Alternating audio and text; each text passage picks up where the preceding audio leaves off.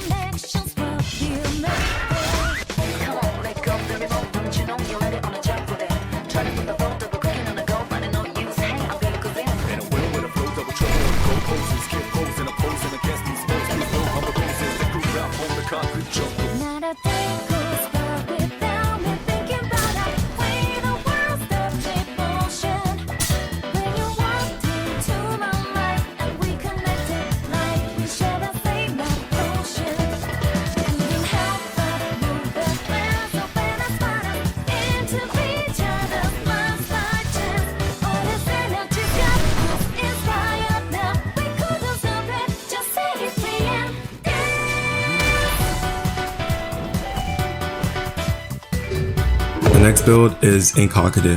HAKUDA has always been really good with HAKUDA. even with the old one, and it's not different with the new one. Your C move is good for pressure, so I can just spam it and like use a crit after. The Z move is a nice dash block break, so it's nice to like combo into stuff with. And your X move just disables your opponent's move, which is really nice. You can use your flying dragon into the nameless.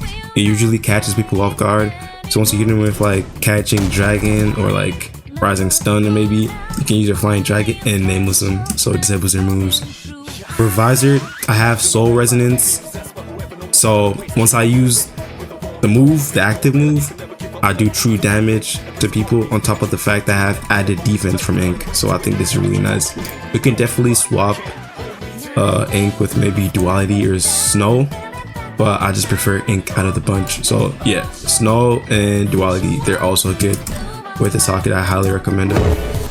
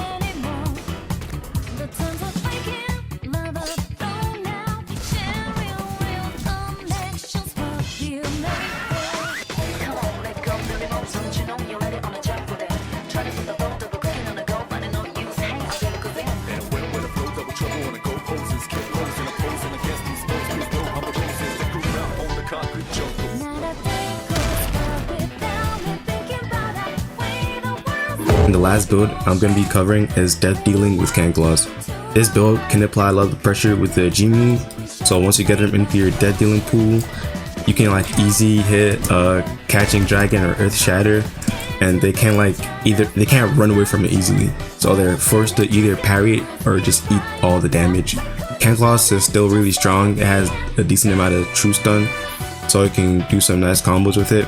Cybernetic Box is Blaze is good after like Compass because it ragdolls them, so you can like set up another, either a crit or another DP move maybe. And the T move, it's nice to just throw out randomly to start combos and just like apply pressure, just hit their block. So yeah, you can definitely swap Death Dealing with Zombie. I've heard Zombie is really nice and also tried it a bit, but it just comes down to preference with Death Dealing and Zombie. And yeah, that's basically it.